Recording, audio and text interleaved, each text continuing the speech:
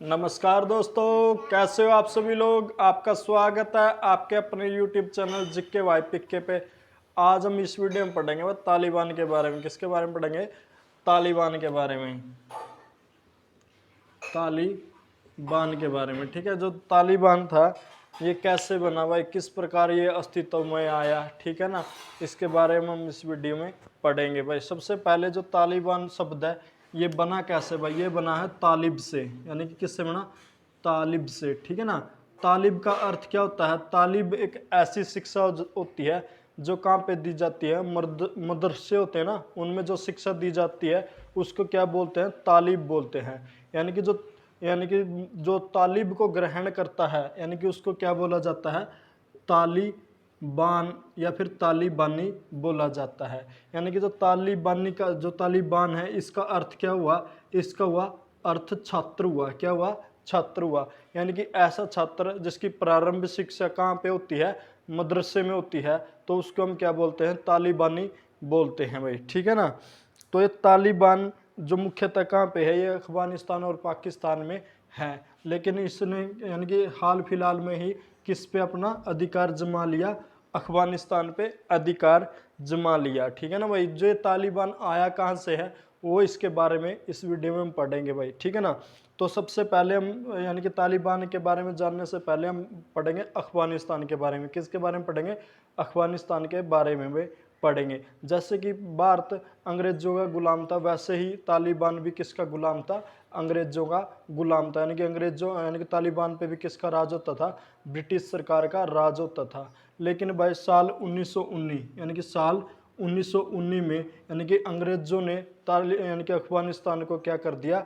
आज़ाद कर दिया भाई, ठीक है ना। और आज़ाद करने के बाद अफगानिस्तान और भारत के बीच में एक रेखा खींची जिसको किस नाम से जाना जाता था? डूरंड, यानी कि डूरंड रेखा के नाम से जाना जाता था भाई, ठीक है ना। वर्तमान में ये रेखा अफगानिस्तान और पाकिस्तान के बीच में है भाई, ठीक है ना। और कहते हैं डूरंड कप भी होता है। यानी कि डूरंड कप किस खेल से संबंधित है? कई बार एग्जाम में पूछा जाता है। ये फुटबॉल से संबंधित है भाई, ठीक है ना। तो 1919 में जब अफगानिस्तान आज़ाद हुआ तो अफगानिस्तान पे राजशाही आ गई। यानी कि अफगानिस्तान में क्या आई? यानी कि राजशाही आई भाई, ठीक है ना। और कहते हैं जो ये अफगानिस्तान का जो राजा था वो कौन था? वो शाह वंश से था। यानी कि 1919 के बाद जो राजा बना वो किस वंश से था? शाह वंश से था भाई, ठीक है ना। और कहते हैं जो जो यानी कि अफगानिस्तान का अंतिम राजा था उसका नाम क्या था? जहीर शाह था भाई। क्या नाम था? जहीर शाह इसका अंतिम राजा था, जो कि कब तक राज रहा उसका? यानी कि 1975 तक राज रहा।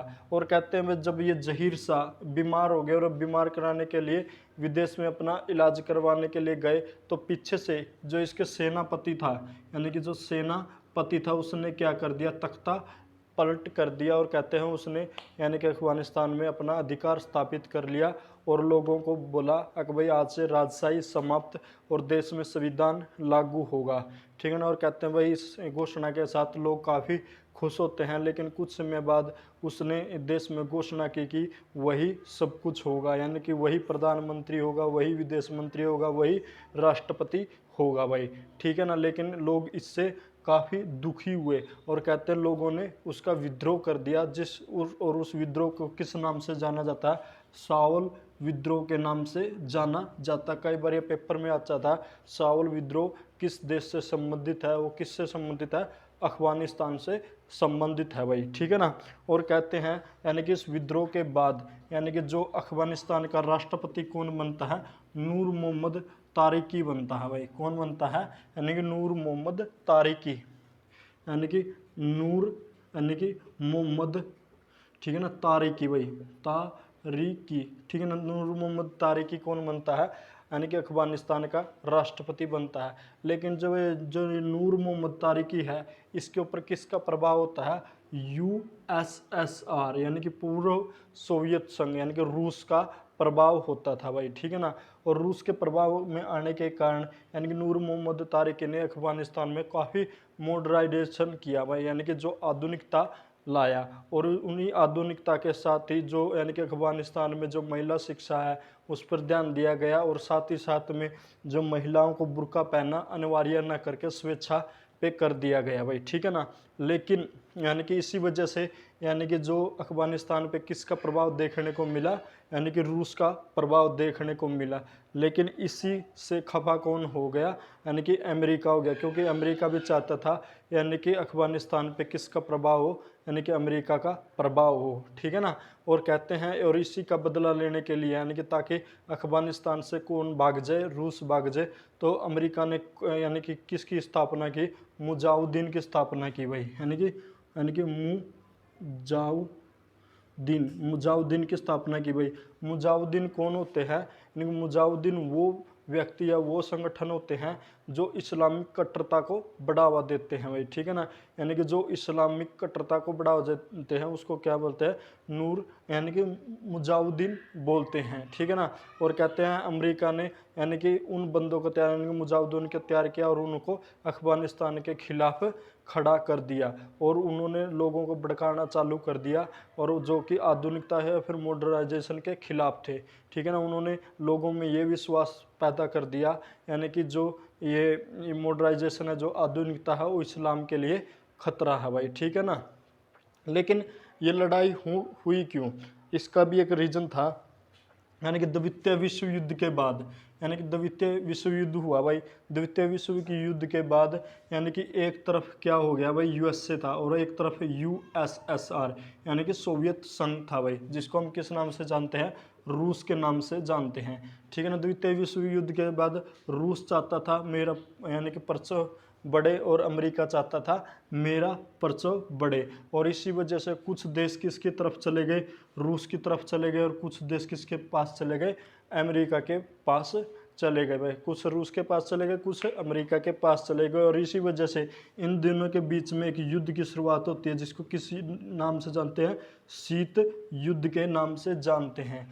कहते हैं भाई जो देश अमेरिका के पास जाता उसको यानी कि रूस दो देता, और जो देश रूस के पास जाता उसको अमेरिका दो देता। और यही वजह बनी किस में, अफगानिस्तान में। अफगानिस्तान का जो नूर मोहम्मद तारिकी था वो किसके प्रभाव में था, रूस के प्रभाव में था, और इसलिए यानी कि उसको ख़त्म करने के लिए यानी कि जो यूएसए ने अपना क्या भेजे, एनआईए के एजेंट भेजे भाई, क्या भेजे, अपने एनआईए के एजेंट किस में भेजे, अफगानिस्तान में भेजे। और अफगानिस्तान में एनआईए के एजेंट किससे जाके मिले, यानी कि जो नूर मोहम्मद यानी कि नूर मोहम्मद तारिकी था, जो नूर मोहम्मद तारिका की विदेश मंत्री था, यानी कि विदेश मंत्री थे जो, यानी कि जो नूर मोहम्मद के विदेश मंत्री थे, उनसे जाके मिले, और जो उनके विदेश मंत्री को अपनी तरफ मिला लिया भाई।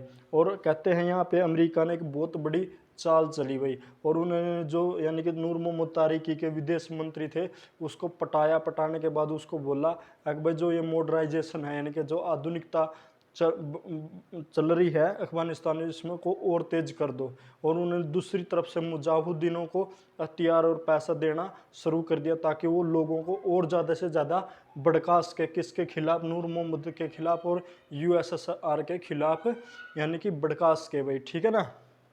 तो इस प्रकार जो यानी कि इसी वजह से यानी कि जो दोनों के बीच में आपस में क्या हुआ, टकराव होना शुरू हो गया, यानी कि सरकार के बीच में और जनता के बीच में भाई। और कहते हैं जब ये नूर मोहम्मद तारिकी यूएसएसआर गया यानी कि रूस गया, तो रूस ने इसके बारे में उसको अवगत करवा दिया।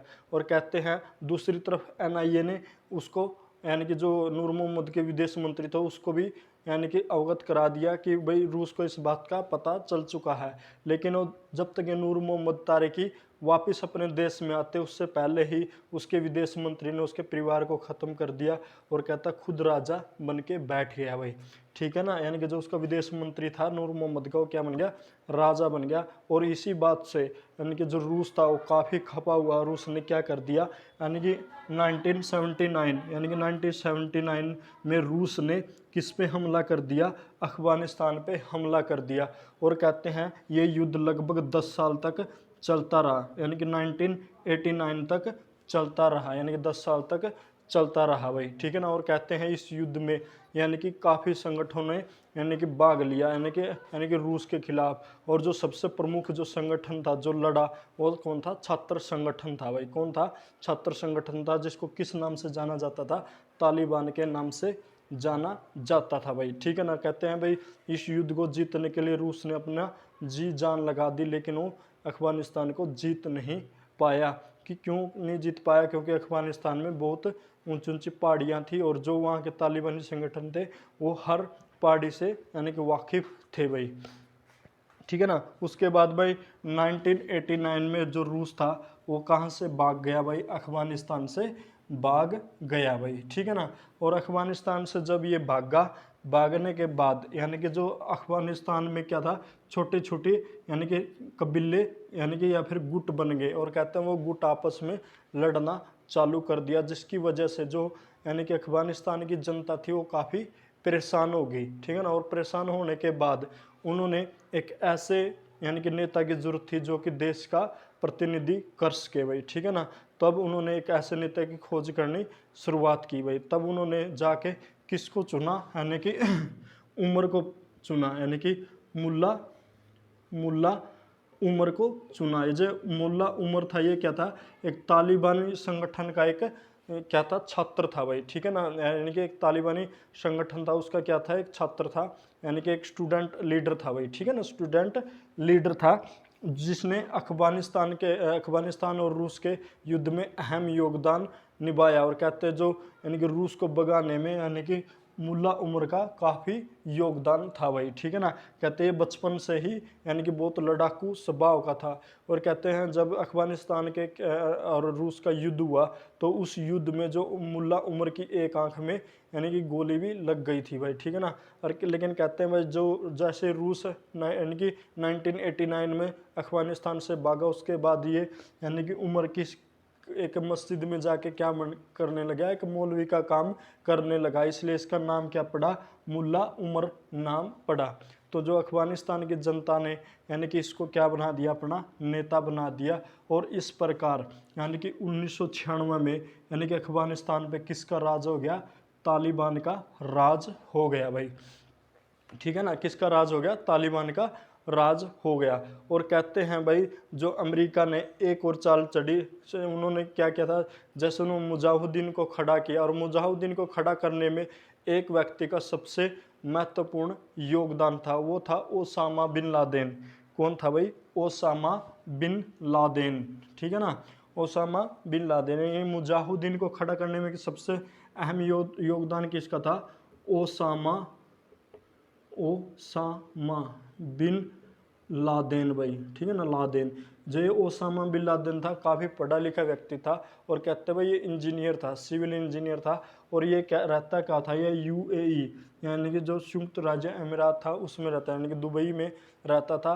और कहते हैं अमेरिका ने इसको पैसा दिया, और पैसा देने के बाद इसकी यानी कि अमेरिका से मुलाकात भी, और यानी कि अमेरिका ने इसको हथियार दिए और इसको कहाँ पे भेजा? अफगानिस्तान में भेजा, यानी कि मुजाहिदीन को खड़ा करने के लिए, यानी कि रूस के खिलाफ खड़ा करने के लिए भाई, ठीक है ना। और कहते हैं ओसामा बिन लादेन ने मुजाहिदीनों को तैयार किया, लोगों को भड़काया, और साथ ही साथ में जो छात्र संगठन थे उनको भी पैसा दिया, और अफगानिस्तान में यानी कि अफगानिस्तान में एक सक्रिय आंदोलन तैयार किया भाई, ठीक है ना। जिसको किस नाम से जाना गया? तालिबान आंदोलन के नाम से जाना गया। और कहते हैं इन्होंने ही यानी कि रूस को भगाने में अहम योगदान दिया भाई, ठीक है ना। कहते हैं और 1996 में किसकी सरकार बन गई भाई? यानी कि तालिबान की सरकार बनी, और अफगानिस्तान में किसका राज हो गया? अफगानिस्तान में तालिबान का राज हो गया भाई, ठीक है ना। लेकिन भाई यानी कि जो अमेरिका था, अमेरिका ने क्या किया भाई? यानी कि किस पे हमला कर दिया? यानी कि इराक पे हमला कर दिया भाई। किस पे हमला कर दिया? इराक पे हमला कर दिया भाई, ठीक है ना। और कहते हैं इराक पे हमला करने के लिए उसने किसका उपयोग किया? यूएई का उपयोग किया भाई, यानी कि यूएई यानी कि जो संयुक्त राज्य अमीरात है उसमें उसने क्या बनाया? अपना मिलिट्री बेस बनाया भाई। और उसी मिलिट्री बेस से उसने किस पे हमला किया? इराक पे हमला किया, जिसके खिलाफ कौन था? लादेन था भाई। और लादेन ने ऐसा करने से अमेरिका को मना कर दिया, ठीक है ना। जब अमेरिका नहीं माना तो उसने 2001 में यानी कि जो अमेरिका के वर्ल्ड ट्रेड सेंटर है उस पर क्या कर दिया? हमला कर दिया था भाई।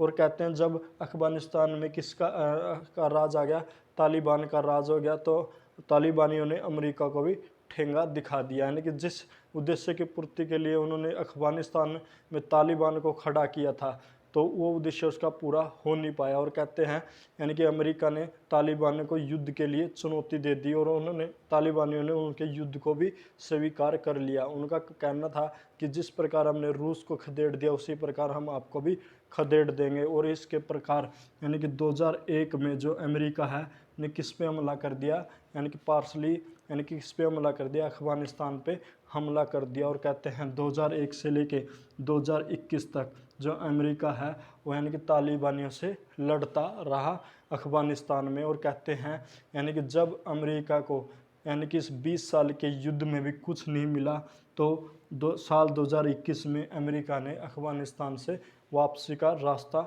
चुना भाई, ठीक है ना। तो इस प्रकार जो अमेरिका ने ही तालिबान को खड़ा किया, तालिबान को ट्रेनिंग दी, तालिबान को हथियार दिया।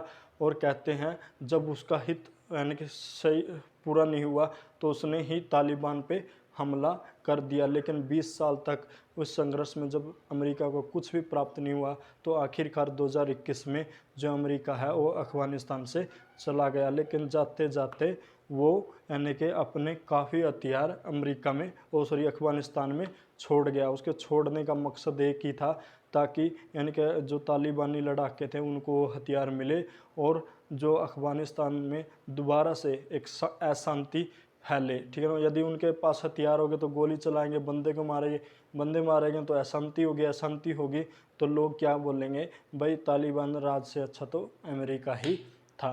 तो इस वीडियो में दोस्तों इतना ही, अगली वीडियो में फिर मिलेंगे एक नए टॉपिक के साथ। तब तक जय हिंद, जय भारत, धन्यवाद दोस्तों भाई।